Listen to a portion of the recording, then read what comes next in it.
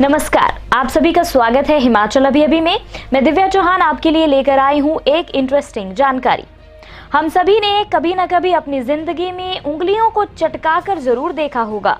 उंगलियों को चटकाने पर जो आवाज आती है वो मन को अच्छी लगती है, लेकिन क्या कभी आपने ये सोचा है कि उंगलियों को चटकाने पर आवाज क्यों आती है? जी हाँ, आज हम आपको यही रोचक जानकारी देने वाले हैं कि उंगलियों को चटकाने पर आवाज क्यों आती है। इस बारे में अमेरिका और फ्रांस के शोधकर्ताओं का कहना है कि इसकी वजह गणित के 3 समीकरणों से पता लगाई जा सकती है। उनके मॉडल की माने तो ये आवाज हड्डियों के जोड़ में मौजूद तरल पदार्थ में बुलबुले फूटने की वजह से आती है। आपको जानकर हैरानी होगी कि इस मुद्दे को लेकर पूरी 1 सदी से बहस चली आ रही है। फ्रांस में विज्ञान के एक छात्र को क्लास में उंगलियां चटकाते हुए इस बात का ख्याल आया कि इस दौरान आवाज आने का क्या कारण है।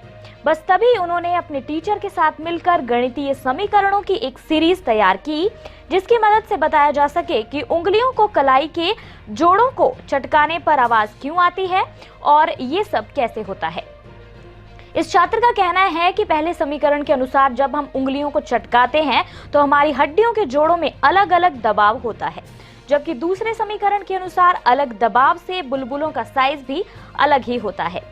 तीसरे समीकरण में अलग अलग साइज वाले बुलबुलों को आवाज करने वाले बुलबुलों के साइज के साथ जोड़ा।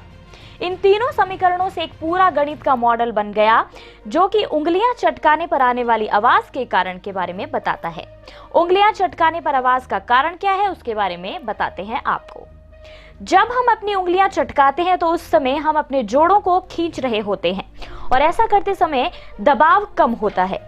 बुलबुले तरल के रूप में होते हैं, जिसे साइनोवियल फ्लूइड कहा जाता है।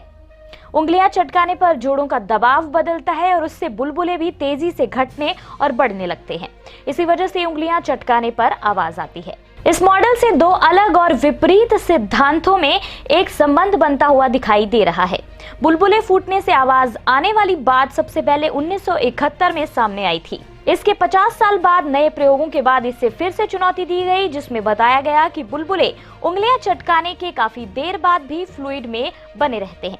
इस मॉडल पर विश्वास करें तो बुलबुलों के फूटने से ही आवाज आती है, इसलिए उंगलियां चटकाने के बाद भी छोटे बुलबुले तरल में बने रहते हैं। साइंटिफिक रिपोर्ट्स जर्नल में प्रकाशित हुई इस स्टडी से पता चलता है कि बुलबुले फूटने से जो दबाव बनता है उससे वेव पैदा होती है, जिसे गणित के समीकरणों द्वारा जाना और मापा जा सकता है।